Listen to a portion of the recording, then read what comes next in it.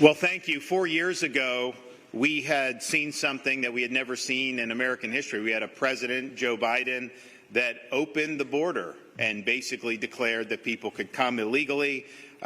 Interior enforcement was rendered basically null and void, and this was impacting not just the southern border region of Texas or Arizona, but communities all across the country, including in the state of Florida. And so 4 years ago, we were sending people to the southern border to help supplement state efforts to try to mitigate the damage. And our Operation Lone Star saw more than 1,000 national, state guardsmen, state law enforcement officers go to Texas to assist the state of Texas in stopping this border invasion. We also, being a maritime state, we are vulnerable to having illegal boats coming and bringing illegal aliens onto our shores.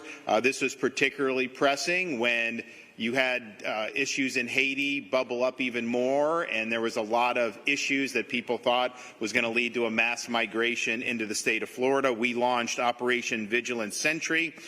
We deployed more than 250 officers and soldiers from Florida Division of Emergency Management, State Guard, and other state law enforcement agencies to patrol Florida's southern coast. That was supplementing what the Coast Guard is already doing, but because of our efforts, we were able to bring about more than 17,000 repatriations and almost 500 vessels removed since that time at the end of 2022. And we worked together with the Coast Guard on that, but that has been a huge, huge positive for us. Of course, our state efforts didn't end there.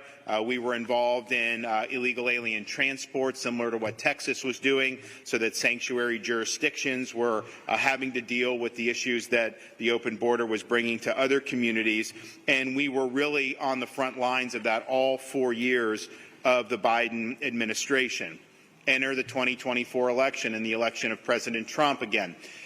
Border security and immigration enforcement was perhaps the signature issue of the president's first campaign in 2016 and this one where he got reelected. So we saw an opportunity to have a much different relationship with the federal government as it relates to immigration enforcement. So immediately I instructed our state agencies to engage in what are called 287G agreements with Immigration and Customs Enforcement, which basically leads to our state agencies being able to exercise authority in the immigration sphere to supplement and cooperate with the federal government. And we know that ICE had a rough run under Biden for 4 years. A lot of the things, this 287G program was effectively dormant. Certainly the task force model was dormant. So we did that. So you had Highway Patrol, Florida Department of Law Enforcement, Fish and Wildlife, all those agencies signing agreements. And I think you now have, I read a blurb that you have like 500 agencies, law enforcement agencies across the country that now have these agreements with ICE, and about half of those are in Florida, state and local, which we're really, really proud of. We're also, though, not just stopping with law enforcement. We've also done 287G agreements with regulatory agencies in Florida. Our Department of Business and Professional Regulation, Division of Alcoholic Beverage and Tobacco, the Florida Gaming Control Commission, and the Florida Lottery all operate in what we would consider target-rich environments.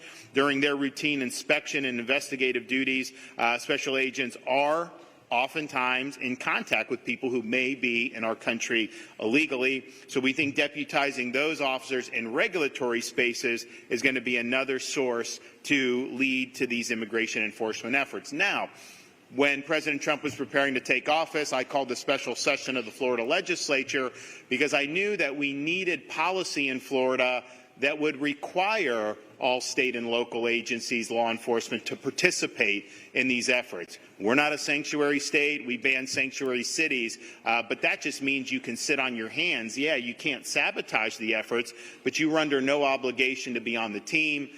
We had to battle some of the folks in the House of Representatives in Florida, but we were able to get that done. And so now all 67 counties have 287G agreements with their sheriff's departments, and we're adding more and more police departments each and every day. So Florida's really led the effort there. Some of these agencies would have wanted to be a part of the fight. Others would have rather not have been part of the fight, but because of our legislation, they are all, in fact, a part of the fight and this is something that's been really, really good. And there's been a lot of great enforcement efforts leading up to Operation Tidal Wave, but this has been the first of its kind throughout the United States.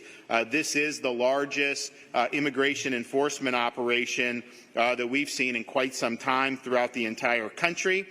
Florida state agencies assisted federal authorities to arrest over 1,100 illegal aliens across the state. That is a really significant impact, and we're demonstrating why we're going to continue to lead on this issue. And you see some of the people that were arrested there. These are people that should have never been in our country. Some of these people had been previously deported. Some of these people had been alerted on the Biden administration, but this is something they didn't want to have to do with it. So our folks have worked hand in hand with DHS to really, really make a difference for the people of Florida and for the people of the United States of America. Because I think when you're dealing with people, millions and millions of people here illegally, you see some of these folks who have huge, huge problems in their background with their conduct and really put our communities at risk. It's important that the law is enforced. It's important that those people are taken care of. But what it also does is it sends the message going forward: the United States of America is serious about enforcing its immigration laws. So whereas under the previous president, you could pay coyotes and come to the border knowing that you'd be home free once you got there, there's a new sheriff in town. That is not going to be permitted. And I think that's one of the reasons why you've had the largest drop in border crossings in American history during President Trump's first 100 days. And so this has been night and day in terms of our state efforts working with the Trump administration. I think it's going very, very well. That was not necessarily the case under the previous administration. What I'd also say is this: we have the best emergency response team in the country. Our state agencies are very versatile. We have both a National Guard and a State Guard who are used to responding to different types of contingencies. We're ready, willing, and able to take it to the next level. We have submitted plans to DHS to say, if this is approved, we will go off to the races, and we will be able to do really from soup to nuts, from apprehension to detention, even putting some of our people in the National Guard in line to serve as immigration judges to process this.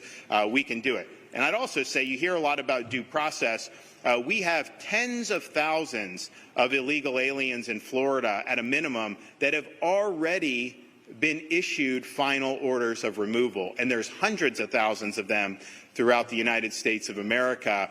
So they've had a lot of process. They've been ordered to be removed. They have not complied with those removal orders, and that's a very, very high priority for our state efforts to continue to identify those individuals and make sure that they're returned to their country of origin. So I want to thank the federal agencies that have really led the way. It's been a welcome change here in the state of Florida, and also thank all of our state and local partners who worked really, really hard for this operation, but have been doing this now for many months, and we're proud to have been the first state out of the gate.